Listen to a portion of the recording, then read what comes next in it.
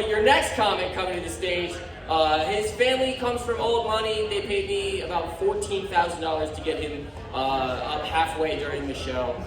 So please make it loud for the very here, Blake Rockwell, everyone. That's $14,000 in stock options, so once I exit, that's worth nothing, you dumbass. I'd like to let me up here. No. Hey, my name's Blake. I'm from Denver. I live here in Northside. I'm just kidding, I'm not from Denver, I live in Denver. They have street sweeping here, though. Did you know about that? I live on one of the streets over here. They do that every month. Growing up in Erie, you guys don't know where Erie is, it's near Wyoming. In Erie, we didn't have street sweeping.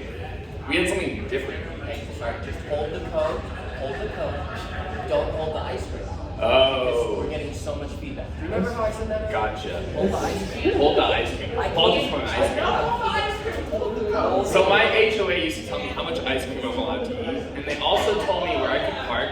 Oh, I'm just kidding. You guys know what an HOA is, though, right? Homeowners Association? Yeah, it's the group that makes sure that no minorities move into your neighborhood. No, I'm just kidding. Make sure the right minorities move into your neighborhood, right? Just the rich ones? No, I'm just kidding.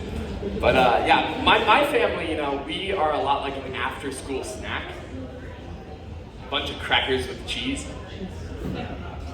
Yeah, so we moved in the neighborhood, no problem. But the problems arose really quickly when we discovered that in order to use the neighborhood pool, you had to attend HOA meetings.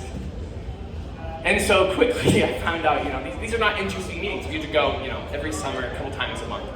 And by the time I turned 18, I'd been to so many meetings that they promoted me to a board member. Like that was a new thing. I've been a board member since I started attending these meetings, buddy. They're not interesting. Now I'm just a board member. That same year I was 18, I actually broke my arm. You know what the worst part about breaking your arm is when you're an adult? Right? No one wants to sign your cast. Yeah, it sucks, When, the kids, they are always like, oh, can I sign your cast? But adults, they're like, oh man, that sucks. That's all they have to say about it, The thing about getting out of my cast when I was 18 is it left one challenge. Is how to not be an outcast. That took a lot longer than 6 to 8 weeks. Yeah. I think part of it is I have a lot of weird hobbies. I've always had weird hobbies. One of my weird hobbies is vintage watches. I got into them a few years ago. I was in a long relationship and I got out of it when I was single and my fashion game just sucked. And I asked my friend Harrison and I said, any fashion tips for me? He said, Blake, you gotta wear a watch. I'm like, that's stupid, Harrison, I have a phone. It tells the time great. He said, whoa, Blake. You don't wear a watch to tell the time. You wear a watch to look like a man.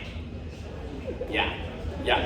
So I started wearing watches, and then later that year, I actually inherited a couple of really cool watches from my grandpa, including this 1950s Gruen automatic.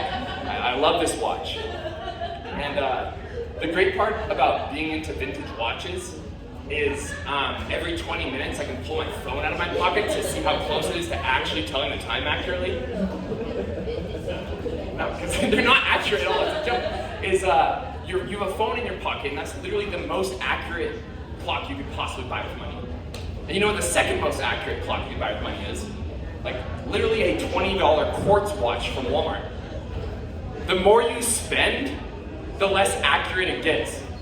It's a lot like when the Broncos signed Russell Wilson. Yeah, I'm still hurting from that one, too. I get a lot of my thrift store watches, they're all from the thrift store most of the time, and I recently came across 3 really cool thrift watches, and I got them for a sweet deal. I only paid $650 for 3 watches. Yeah, I'm serious. $650 for 3 watches at a thrift store. It was a sweet deal. No. None of them worked, unfortunately, and the reality is I've spent more on broken watches at the thrift store than I have on therapy.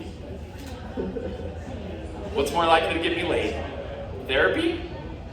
Or a watch that tells me exactly what phase the moon's at?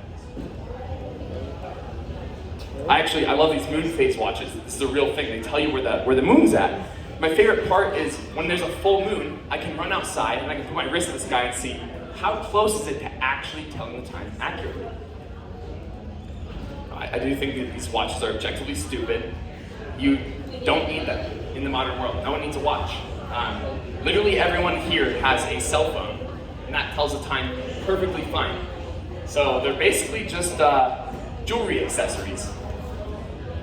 I can't stop buying them! I guess on one hand, I love how they look, but I guess I just also love spending a significant amount of my disposable income to be sure I know exactly what percentage the moon is illuminated tonight. Thanks, guys. That's all I got. Hey, wait, that truly was all he got. I lit it 3 times. He's like, I'm finishing everything I've ever written fucking down on paper, actually. Sorry. My family comes with all money. Hey guys, let's just make sure that we're rounding out each joke with I'm just kidding. Just so nobody gets the wrong idea or anything like that. Blake, you fucking killed that. Guys,